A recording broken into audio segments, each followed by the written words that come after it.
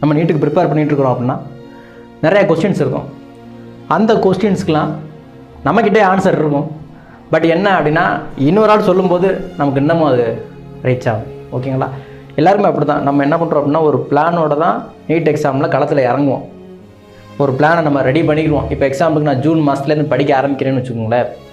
நான் ஜூன் மாதத்தில் என்ன பண்ணிடுவேன் அப்படின்னா ஒரு பிளான் ரெடி பண்ணிடுவேன். அந்த பிளான் மூலமாக தான் நான் என்ன பண்ணுவேன் அப்படின்னா ஸ்டெப்பு வைப்பேன். அந்த பிளான் ஒரு 10 நாளைக்கு நல்லா போகும். திடீர்னு பார்த்தா என்ன ஆகும் அப்படின்னா இடையில ஏதாவது ஒரு ஃபங்க்ஷன் வரும், இடையில ஏதாவது ஒரு ப்ரோக்ராம் வரும், இடையில ஏதாவது ஒரு சம்பவம் நடக்கும். நம்ம உடனே என்ன பண்ணிடுவோம் அப்படின்னா கொஞ்சம் லாக் ஆகிடும். அப்போ நம்ம ஜூன் மாதம் இதாக முடிக்க போகிறோம் அப்படின்னு நினச்சி வந்திருப்போம். திடீர்னு பார்த்தா நமக்கு என்ன ஆயிரும் அப்படின்னா ஜூன் மாதம் முடிஞ்சு போயிடும். நம்ம நினச்ச பிளானும் முடியாமல் போயிடும் நீட் எக்ஸாம் பொறுத்த வரைக்கும். சரி, ஓகே, ஜூனை விட்டாச்சு, அடுத்து ஜூலையில் ஸ்டார்ட் பண்ணுவோம் அப்படின்னு சொல்லிட்டு நம்ம என்ன பண்ணுவோம் அப்படின்னா அந்த ஜூனில் விட்ட பாதியை ஜூலையில் ஸ்டார்ட் பண்ண நினைப்போம்.